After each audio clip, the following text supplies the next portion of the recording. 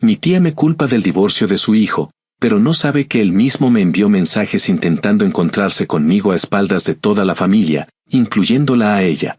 Mi familia siempre ha sido del tipo que vive demasiado cerca y se mete demasiado en la vida de los demás.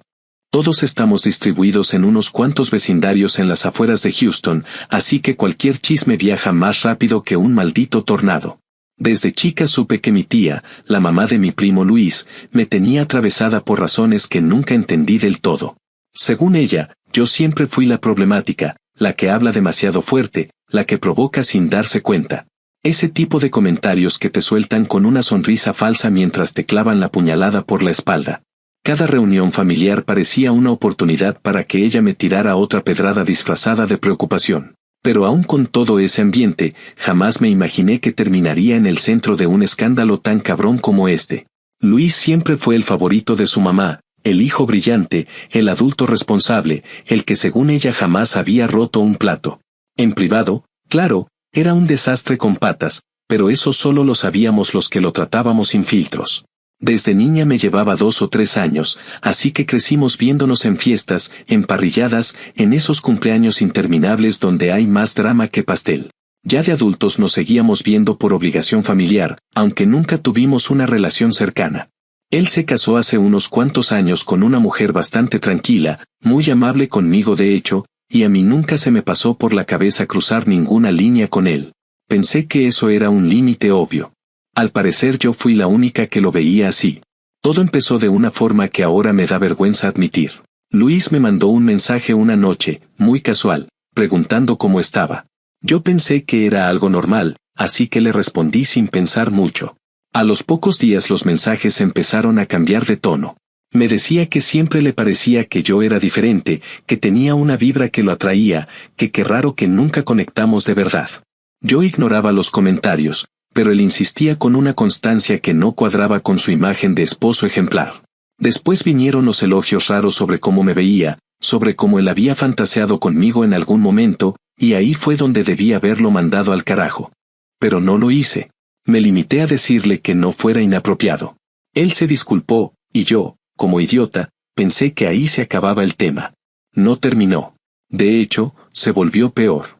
Luis empezó a escribirme cuando su esposa no estaba en casa, me decía que su matrimonio estaba muerto, que solo seguían juntos por comodidad, que ella lo ignoraba, que no sentía nada desde hacía años. Yo no sé si todo eso era cierto o si solo estaba armando un discurso para justificar su comportamiento. Lo que sí sé es que me agarró en un momento en el que yo me sentía sola y confundida, y terminé contestando más de lo que debía. Pasamos de conversaciones a fotos. Nada explícito al principio, pero eventualmente sí, terminamos enviándonos nudes. Cada vez que lo pienso me dan ganas de arrancarme la cara de la vergüenza. Él era quien insistía, quien presionaba, quien buscaba cualquier excusa para seguir. Yo entré en ese juego estúpido creyendo que no iba a pasar nada más y que nadie se enteraría.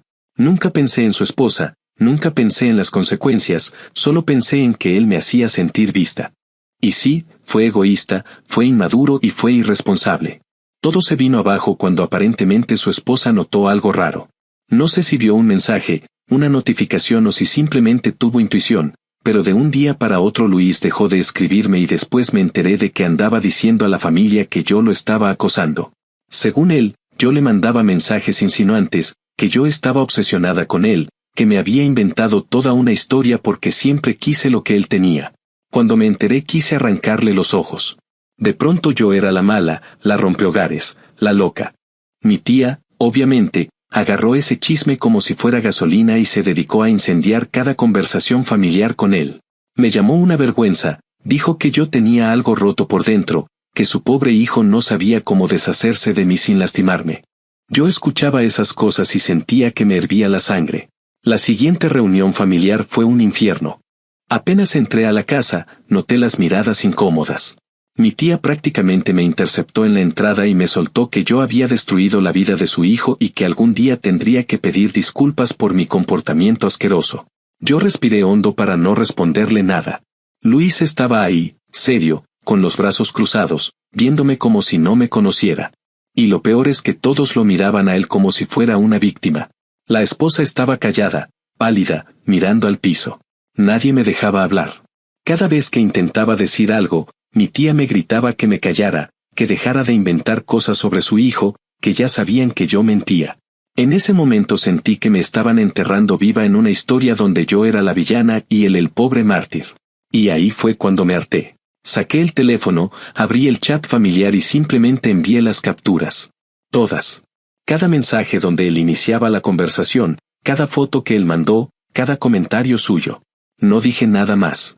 Solo esperé. El silencio fue tan pesado que casi se podía oler. La esposa se levantó y salió de la casa sin decir palabra. Mi tía comenzó a gritar que todo estaba manipulado.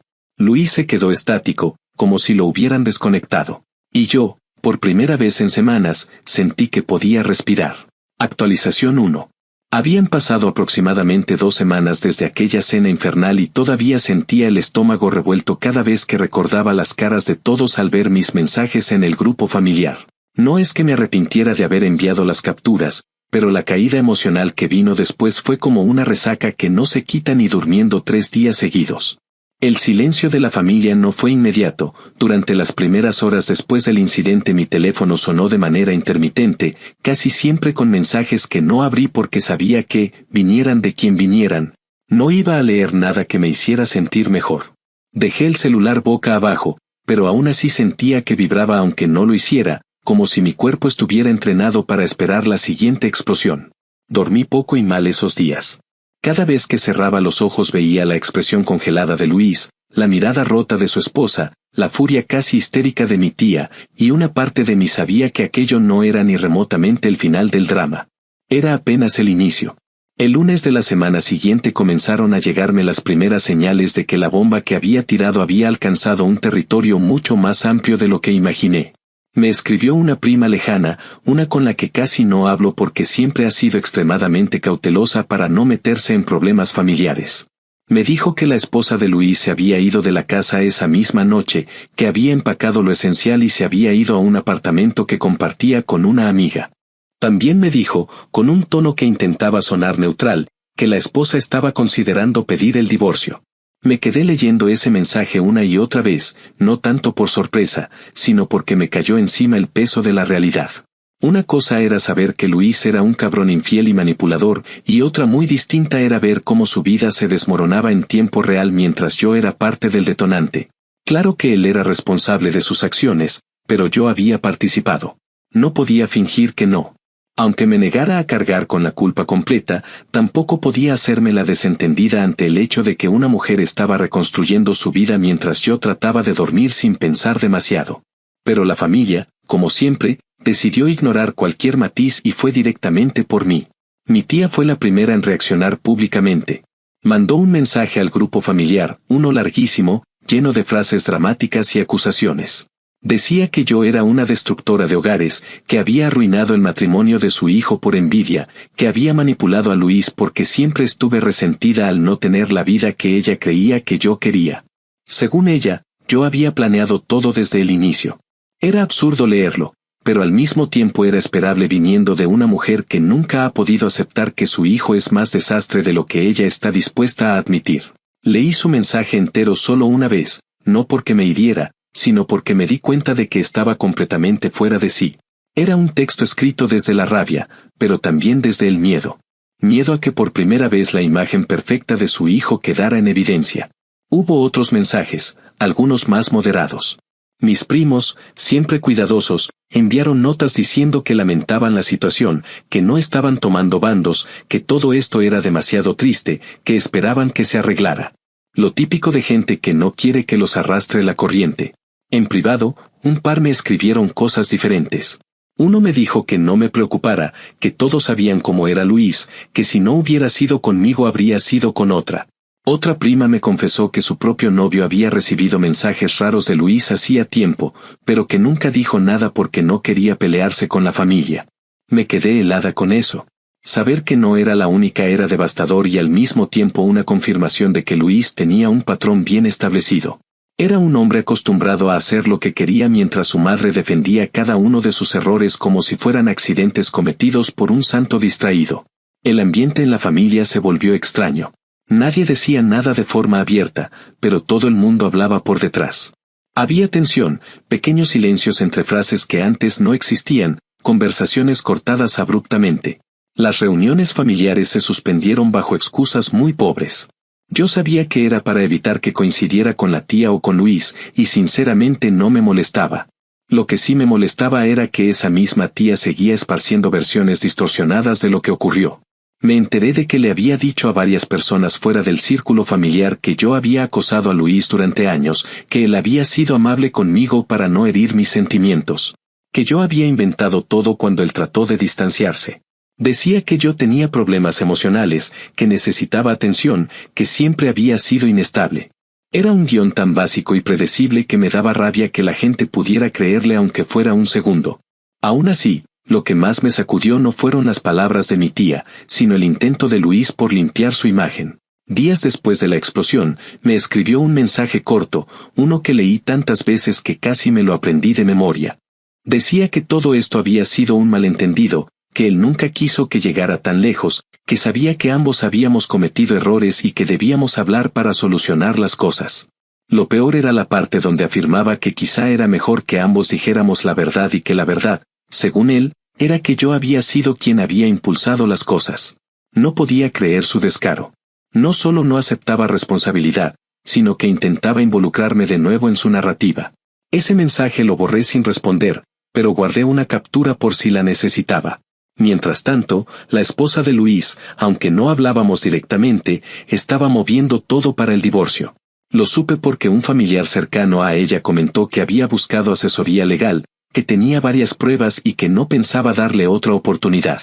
Yo no sabía si las capturas que yo envié eran parte del material que ella usaría, pero no me sorprendió cuando me llegó la noticia de que estaba preparando una lista detallada de comportamientos inapropiados de Luis que había tolerado por demasiado tiempo. Era como si mi bomba hubiera revelado más minas escondidas en el terreno.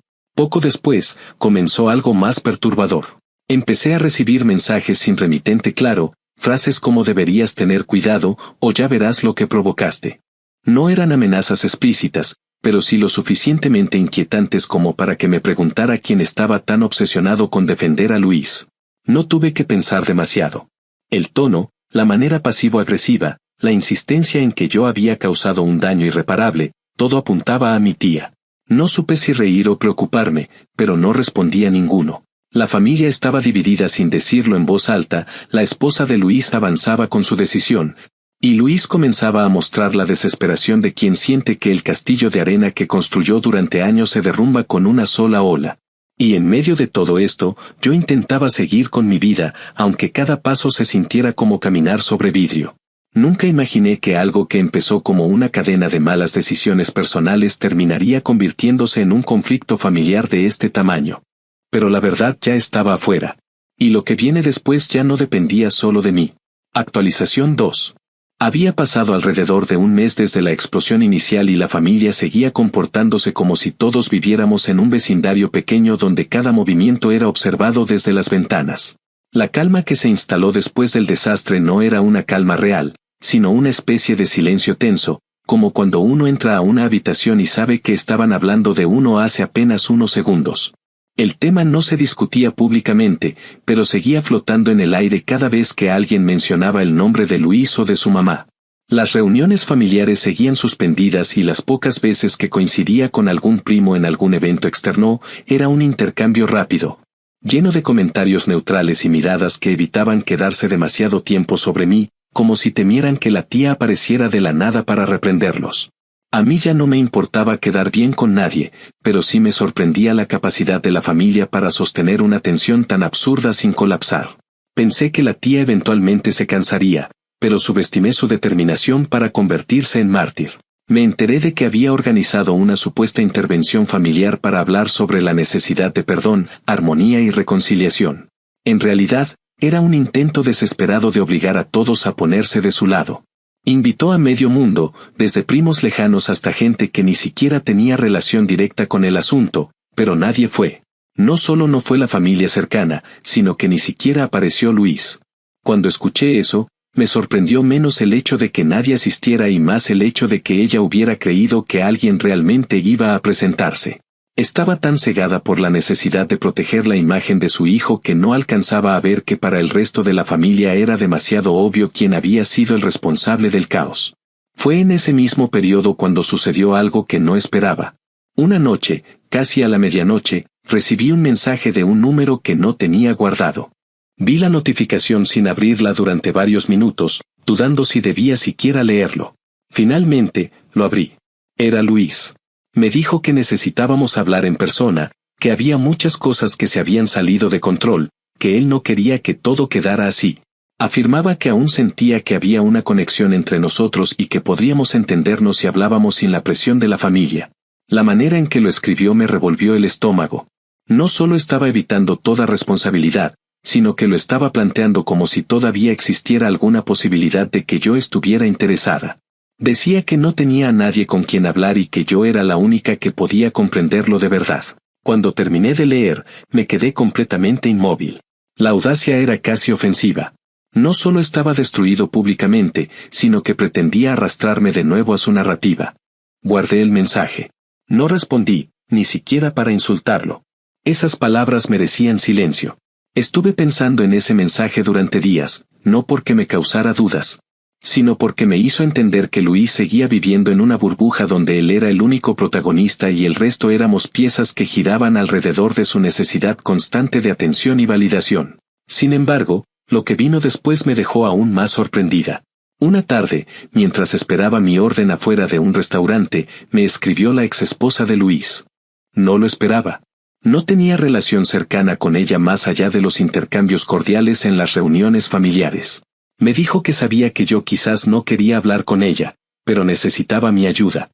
Estaba avanzando con el divorcio y su abogada le había recomendado reunir toda la evidencia posible, especialmente porque Luis estaba negándolo todo y su familia estaba intentando pintarlo como víctima. Yo me quedé con el teléfono en la mano durante varios minutos. No me sentía cómoda siendo parte de un proceso legal, pero tampoco podía ignorar que ella estaba intentando protegerse. Me dijo que no quería lastimarme y que entendía que todo esto era complicado, pero necesitaba saber si yo estaba dispuesta a compartir cualquier cosa que pudiera ayudar a demostrar el patrón de comportamiento de Luis. Sentí una mezcla de vergüenza, responsabilidad y una especie de solidaridad inesperada. Recordé cómo ella había salido de aquella cena sin decir palabra, con los ojos vidriosos y la cara desencajada. No era justo que tuviera que pelear sola mientras Luis y su madre seguían inventando versiones convenientes. Le respondí que sí, que podía darle las capturas. Le aclaré que no buscaba destruir la vida de nadie, pero tampoco iba a permitir que Luis manipulara la situación a su antojo. Ella agradeció de una manera que me dejó con un nudo en la garganta. No hablamos más después de eso, pero su mensaje fue suficiente para entender que lo que yo había revelado no había sido una simple explosión emocional. Había sido la única forma de sacudir un árbol podrido que llevaba años sosteniendo ramas muertas. Mientras todo esto ocurría, los mensajes extraños que había estado recibiendo comenzaron a tomar un tono más insistente. No eran amenazas abiertas, pero sí frases diseñadas para hacerme sentir vigilada, frases como deberías pensar en las consecuencias o ya no eres bienvenida donde te creías intocable. Empecé a notar que algunos venían de números distintos pero escritos con la misma estructura, las mismas pausas y la misma forma pasivo-agresiva. No tardé en darme cuenta de que los enviaba la tía. Era casi patético. Ella no se daba cuenta de que, al insistir tanto en pintarme como enemiga, solo lograba que más gente la evitara. Su obsesión con proteger a su hijo se había convertido en un espectáculo del que todos preferían mantenerse alejados. La familia seguía en silencio, pero mi primo mayor me contó, casi en susurros, que la tía se había vuelto insoportable desde la separación de Luis y su esposa. Intentaba convencer a todos de que yo había arruinado un matrimonio feliz, ignorando por completo que la propia esposa estaba contando que llevaba tiempo sintiéndose desatendida, que Luis era frío, que no se comunicaba, que la hacía sentirse sola aún viviendo en la misma casa. Era evidente que mi intervención no había sido la causa del divorcio, sino simplemente la chispa que reveló un incendio que ya estaba consumiendo todo. Había días en los que me sentía exhausta. No tanto por lo que había hecho, sino por la insistencia de algunos miembros de la familia de seguir pretendiendo que lo que yo revelé era un ataque personal. Me daba rabia pensar que si el escándalo hubiera sido provocado por cualquier otra persona que no fuera yo, la tía habría reaccionado de otra manera. Pero como siempre me vio como una amenaza, decidió que yo era la responsable de todos los pecados cometidos por su hijo. Cada vez que lo analizaba, entendía más el nivel de negación en el que ella vivía. Era más fácil inventar una villana que aceptar que su hijo llevaba años siendo un infiel serial. Era más cómodo culpar a alguien más que enfrentar el hecho de que había fallado al criarlo como creía. La situación con Luis empeoró cuando me llegó un mensaje, esta vez de un primo que no parecía tener intención de protegerlo. Me dijo que Luis había empezado a insinuar que yo le había dado motivos para acercarse, que había dicho que yo siempre fui coqueta, que él nunca habría hecho nada si yo no lo hubiera invitado a cruzar la línea. Me hervía la sangre al leerlo. No solo seguía mintiendo, sino que intentaba alterar los hechos para convertir su irresponsabilidad en consecuencia de mis supuestas acciones. No respondí al primo, solo le agradecí haberme contado. No quería volver a participar en discusiones sobre mi propio nombre. Ya bastantes batallas tenía abiertas. El divorcio avanzaba, la familia seguía evitando el tema, la tía se hundía cada vez más en su paranoia y Luis trataba desesperadamente de reconstruir una historia donde él no era el agresor. Yo, por mi parte, comencé a cerrar puertas, bloquear números, dejar de atender llamadas. Me daba cuenta de que el único control que tenía sobre esta situación era decidir qué partes de mi vida iban a seguir estando disponibles para gente que no merecía acceso a nada mío. Fue un proceso lento, lleno de momentos incómodos, pero necesario. Lo extraño fue que, a pesar de todo, empezaba a sentir una especie de claridad. El caos había sacado a la luz cosas que llevaban años ocultas. La familia ya no podía seguir pretendiendo que Luis era un hombre ejemplar. La esposa ya no cargaba sola con un matrimonio roto. Y yo, aunque cargaba con mis errores, también había dejado de cargar con culpas que no me correspondían. Era un sentimiento difícil de describir. No era alivio completo, pero sí una sensación de haber recuperado un poco de control sobre mi propia historia. Y aunque sabía que quedaban capítulos complicados por venir, también sabía que ya no era la misma persona que entró a esa cena familiar creyendo que podía callar la verdad para no incomodar a nadie. Actualización final. Habían transcurrido alrededor de 3 meses desde la última vez que escuché algo directo de Luis, y aunque el ruido alrededor del escándalo había disminuido, la sensación de estar viviendo en un campo minado seguía presente. No era que la gente continuara mencionando el tema, sino que se había creado una especie de silencio selectivo donde todos parecían haber decidido que lo mejor era actuar como si nada hubiera pasado, pero sin dejar de mirarme de reojo cuando pensaban que yo no me daba cuenta. La familia seguía funcionando de manera irregular. Algunas personas se mantenían distantes, otras querían acercarse como si no hubieran dudado de mí al inicio, y unas cuantas más insistían en no involucrarse. Ese tipo de dinámica siempre existió, pero esta vez se sentían más marcadas, como si cada gesto viniera acompañado de un cálculo cuidadoso. Mis interacciones familiares se redujeron a lo mínimo, y aunque en un principio eso me dolió un poco, con el paso de las semanas empecé a sentirlo como un respiro.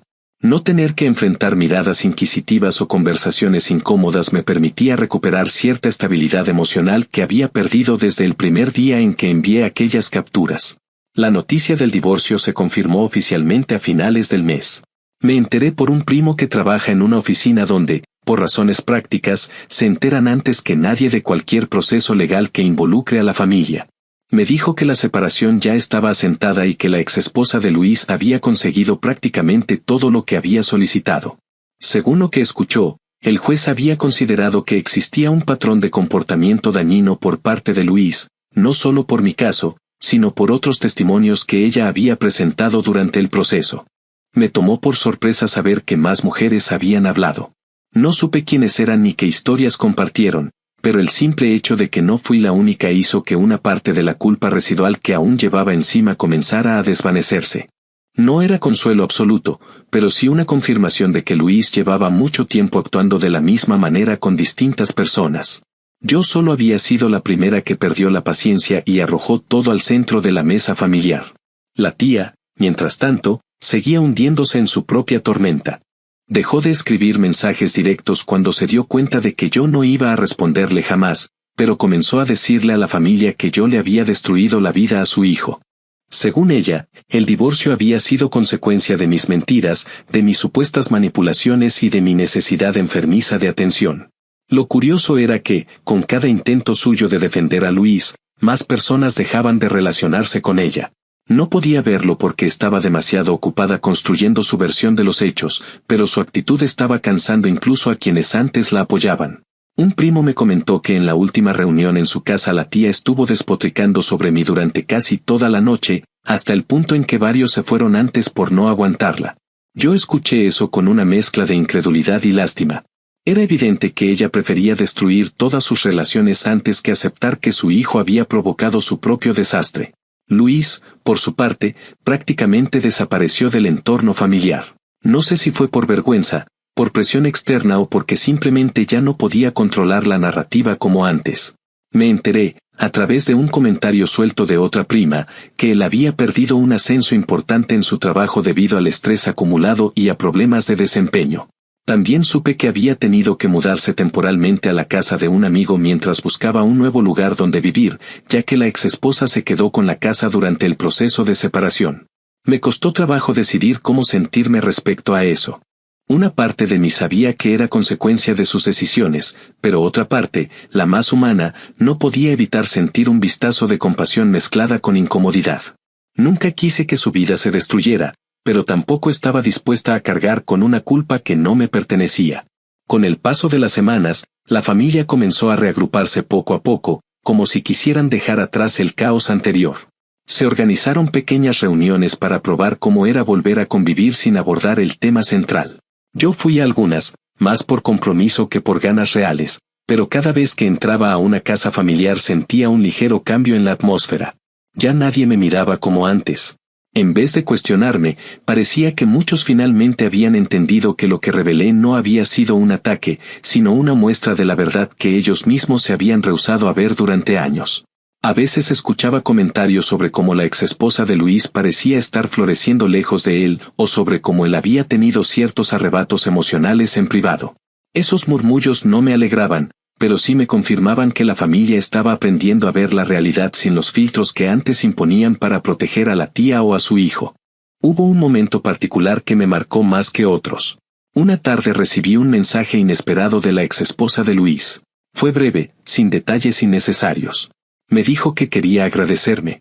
No porque yo hubiera expuesto a Luis, sino porque al hacerlo le había dado el impulso final para dejar una relación que llevaba años dañándola. Me confesó que había dudado muchas veces, que había normalizado comportamientos que no debió aceptar nunca, y que mi acción, aunque explosiva y dolorosa, había sido un catalizador para su libertad. Le respondí con cautela, sin buscar profundizar demasiado, pero sus palabras me acompañaron durante días. Esa fue la primera vez que sentí que haber enviado las capturas no había sido solo una reacción impulsiva. Había tenido un impacto que, aunque no fue planeado, terminó salvando a alguien que vivía atrapada en una dinámica emocionalmente destructiva. En contraste, la tía se volvió prácticamente una paria dentro de su propio círculo. La gente evitaba hablarle del tema, y ella evitaba hablar de cualquier otra cosa. Cada interacción que tenía con la familia parecía estar teñida por su necesidad de buscar culpables externos. No sé si alguna vez aceptó la verdad sobre su hijo. Probablemente no. Pero con el tiempo dejó de mencionarme directamente, quizás porque se dio cuenta de que sus palabras ya no tenían eco. O quizá porque incluso ella comprendió, aunque fuera de manera mínima, que culparme no iba a devolverle la imagen idealizada que había tenido de Luis. Con el divorcio ya finalizado, Luis dejó el estado. Se mudó a otro lugar donde, según algunos rumores, esperaba comenzar desde cero y reconstruir su vida lejos de las miradas familiares. Yo no supe qué sentir. No lo odiaba. Tampoco lo perdonaba. Era una figura que había tomado demasiado espacio en mi vida durante meses, y que ahora se retiraba sin dejar un cierre claro, pero también sin dejar heridas nuevas. Lo que me quedaba era simplemente la constatación de que a veces las personas se caen solas, incluso cuando uno deja de empujarlas. Con el paso del tiempo empecé a recuperar algo de normalidad. Reduje mi participación en reuniones familiares, eliminé a varias personas de mis contactos y dejé de actualizarme sobre cualquier cosa que tuviera que ver con la tía o con Luis.